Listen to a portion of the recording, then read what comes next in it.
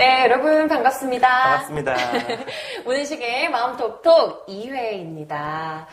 너무 저 혼자 하고 있는 거 아니에요? 좀 같이 해주셔야죠. 너무 보고 한 척 하시잖아요. 아니, 혼자 하셔야 됩니다. 진행자시니까요. 알겠습니다, 네. 여러분. 2회입니다. 저는 점잖은 캐릭터니까. 네. 사기성입니다, 여러분. 자, 속지 마세요. 속지 마세요. 자, 2회입니다. 여러분들의 어떤 진솔한 이야기, 또 우리가 앞으로 어떻게 하면 더 행복해질 수 있을까에 그렇죠. 대한 이야기를 나눠보고 있는데요. 근데 이제 오늘 사연들이 다 자존감에 관한 것들인데, 요새 이제 자존감에 대한 얘기들이 굉장히 많이 나오잖아요. 맞아요. 왜 그럴까요? 제 생각에는, 네. 우리가 이럴 때도 잠시 얘기를 했지만, 네. 좀, 내가 어떤 사람일까? 나는 어떤 사람이 되고 이럴 싶을까? 때 그런 얘기 안 했는데. 그래요? 아니, 이런 생각을 좀 하게 되는 것 같아요. 그러니까 요즘에 예. 뭐 이렇게 보면은 너무 멋있는 사람도 많고, 예. 나를 좀 자꾸 비교하게 되고, 이러니까 결국엔 자존감으로 연결되는 게 아닐까? 이런 생각이 드는데요. 저는 이제 두 가지 측면이 있다고 보는데요.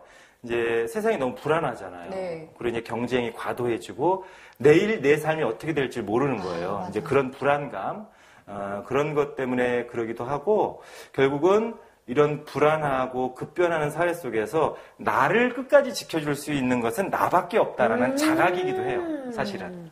아니, 좀 미리 준비해 오신 것 같은데 사실 저한테 이거 물어볼 거란 말 안 했거든요. 그러니까 본인은 미리 아니 준비를 그냥 각본 없이 하는 거죠, 뭐 이런 거를. 아니 근데 본인은 미리 그런 거 알아서 준비하고 이렇게 멋있게 나오고 준비 안 나는 했어요. 준비 안 그냥. 했습니다, 여러분. 그러니까요, 여러분. 이런 게 바로 자존감을 떨어뜨리는 아이고, 일인데. 아이고, 죄송해라.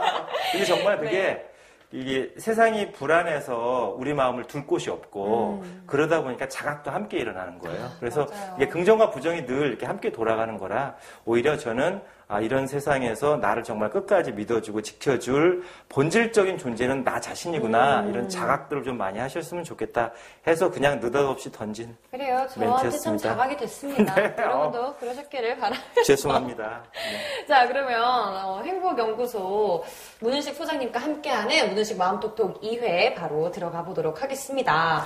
자, 두 번째 사연이 왔습니다. 제목은요, 자존감이 너무 낮고 네. 혼자 있고 싶어요 라는 제목이었어요. 저도 혼자 있고 싶은데 요새. 제가 진심으로 집에 가고 싶어요. 빨리 끝내고 갑시다. 네, 그럽시다. 고민인 게 어렸을 적 제 기억으로는 집에서는 말을 편안하게 하고 잘하고 감정 표현도 솔직하게 하고 그랬으나 밖에 나가서는 말이 없고 뭔가가 두렵고 어색하고 사람 만나는 게 싫고 사람이 다가오면 숨어버리고 네. 모든 게 무섭고 두렵고 어찌해야 할지 모르는 그런 감정들을 7살 유치원 때 그 기억이나 감정이 아주 고스란히 생생해요. 예. 어렸을 때부터 그러셨던 것 같아요.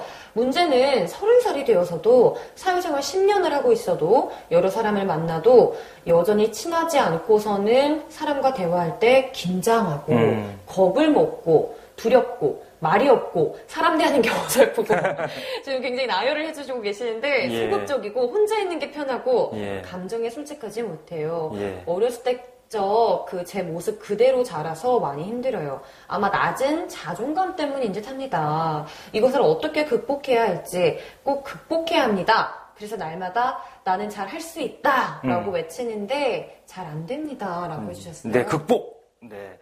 그 많은 분들이 나는 할 수 있다, 나는 할 수 있다, 나는 바꿀 수 있다, 내 자신을 이렇게 외치는 것이 과학적으로 연구를 해보니까 전혀 효과가 없다는. 그래요? 오히려 자존감이 방해가 된다는. 요즘 모 광고에서 그 올림픽 금메달리스트의 그 광고로 할 수 있다 정신을 그렇죠? 네. 외치는데 정말 상관이 없습니까? 그거는 그 외치기 전에 이미 자기에 대한 믿음이 확고했던 거죠.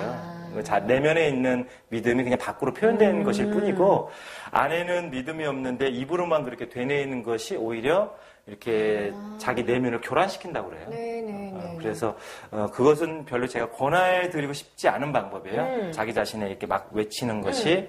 근데 이제 중요한 것은 내가 어려서 집에서는 참 말도 잘하고 표현도 잘했는데 그게 이제 7살에 딱 멈춰 있다는 거잖아요. 네. 이제 그런 경우가 덜어 있는데 저도 그랬어요. 아, 그래요? 저는 요새는 뭐 이렇게 강의하고 또 프로그램 진행하고 방송도 하면서 말로 먹고 사는 사람이잖아요. 막 나대시잖아. 야, 떼기. 근데 초등학교 때 세상에 3학년이면 굉장히 큰 아이잖아요. 그쵸, 크죠. 초등학교 3학년 때 화장실 가고 싶다는 얘기를 선생님께 못 해갖고 교실에서 짜자잔. 아, 진짜요? 네, 2번이나 그랬어요. 2번이나. 그렇게 수줍고 내성적인 애였어요. 근데 집에만 오면 이제 막 완전히 난리가 제 세상이 된 거죠. 근데 이제 그런 경우가 대부분 원래는 성격이 활발하고 이제 사회성이 잘 발달하는 그 과정 중에 그것을 누가 받아주거나 지지해주는 사람이 없을 때 거기서 딱 멈춰요. 그러면 그게 무슨 말이에요? 근데 이분은 집에서는 그랬다는 거잖아요. 집에서는 그랬는데 그것을 부모님이 충분히 받아주거나 지지해주지 않았을 가능성이 크다는 거예요. 그냥 혼자 그런 거죠. 저도 혼자 그랬거든요.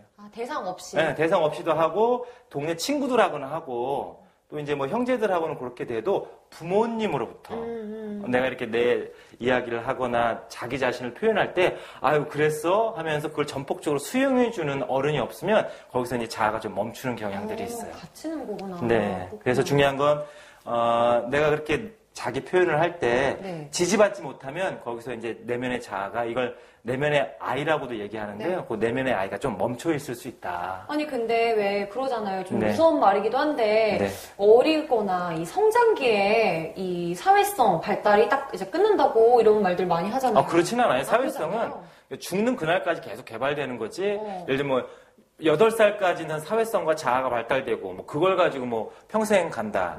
그건 아니고요. 그건 아니고. 틀이 형성된다는 거죠. 틀이. 자아의 틀. 기본 사회성의 틀이 형성된다는 거지 그게 완성된다는 건 아니에요. 그럼 이분 같은 경우에는 지금 이제 30살이지만 앞으로도 사회성을 만들어가고 있는 얼마든지 이제 만들어 가실 수 있고요. 제가 이제 궁금한 건 다른 사람 대하기가 좀 어렵고 긴장이 되고 쑥스럽고 혼자 있고 싶고 그런데 그 정도를 물어보고 싶은 거예요. 내가 필요한 이야기는 하냐? 할 수 있느냐? 할 말은 하냐? 예, 그거예요. 저처럼. 예, 할 말을 하면 사회성에 문제가 없다는 거죠. 사회성에 문제가 있다는 건 할 말을 못하는 게 문제가 있는 거지. 뭐 업무적으로나 아니면 내가 꼭 해야 할 이야기들을 그냥 할 수 있다면 그건 사회성에 큰 문제가 없는 거다라고 본인을 좀 바라보셨으면 좋겠어요. 이게 문제는 7살에 멈춰 있다고 스스로 생각하는 이 유치원생, 그 내면의 아이예요. 그 가장 효과적인 방법은 그 내면의 아이에게 말을 거는 겁니다. 그 우리 마음속에는 여러 가지 자아가 있을 수 있어요. 그 중에 이제 7살짜리 아이가 있는 거잖아요. 다중인가요? 여러분. 누구나 다 그래요. 조금. 그 내면에 여러 가지 이제 나에 대한 뭐 기억이라든지 감정이라든지 이런 것이 왔다 갔다 할 수 있거든요. 근데 이제 본인이 그게 진실이든 아니든 그건 중요한 게 아니고 본인이 7살의 자아가 멈춰 있다고 생각하니까 그 7살 아이에게 말을 걸으라는 거예요. 어떻게? 뭐라고? 너 그때 어떤 감정을 느꼈어? 사실 이게 좀 도움을 받으면 더 쉬워요. 누군가와 너 상담자나 아니면 이걸 이렇게 효과적으로 이끌어낼 수 있는 분들의 도움을 받으면 훨씬 쉽지만 본인이 스스로도 얼마든지 할 수 있습니다. 제일 좋은 게 말풍선을 한번 그려보는 거예요. 본인이 가장 생생하게 기억하고 있는 그 장면을 쭉 이렇게 그림으로 간략하게 그리고 말풍선을 이렇게 하나 다는 거죠. 내가 그때로 돌아간다면 나는 무슨 말을 하고 싶은가. 그렇게 해보는 거예요. 하나씩 연습을 하는 거겠네요. 네. 어렵지 않아요. 그러니까 그걸 한 번에 하실 필요도 없고 한 번씩 그 내가 7살 그때 그 장면으로 돌아가서 용기 있게 내가 하고 싶은 이야기를 할 수 있다면 나는 어떤 이야기를 하고 싶은가. 맞아. 그 말풍선을 이렇게 채우시고 중요한 건 그때로 돌아가서 한번 해보는 거예요. 그런 것 같아요. 솔직히 이렇게 사회생활 하다 보면은 소극적이어도 할 말을 하는 사람이 있고 막 외향적이고 활발한데 할 말을 못하는 사람이 그럴 수 있거든요. 있죠. 그러니까 이게 뭐 사회성이 더 발달되고 덜 발달된 게 아니라 말씀해주신 것처럼 소장님이 할 말을 하는 사람이 결국에는 사회를 잘 살고 있는 사람이다라는 거잖아요. 그렇죠. 그러니까 뭐 성격이 외향적이다, 내향적이다 그거 중요한 게 아니고요. 내가 해야 할 말들을 하고 사느냐. 그게 이제 사회성이 이제 가장 중요한 거고 이제 고민하시는 것처럼 자기의 자존감이 낮게 형성된 것은 7살 때의 기억에 멈춰 있다고 하시니까 그 아이에게 똑똑 노크를 하고 말을 걸어보고 내가 그 당시로 돌아간다면 어떤 말을 하고 싶은가 이걸 스스로 한번 해보시라는 거예요. 노크를 해보고 말을 걸어보는 거. 이 억압된 감정이나 모든 이렇게 엉겨 있는 감정은 똑똑하고 문을 두드리면 마음 열어줘요.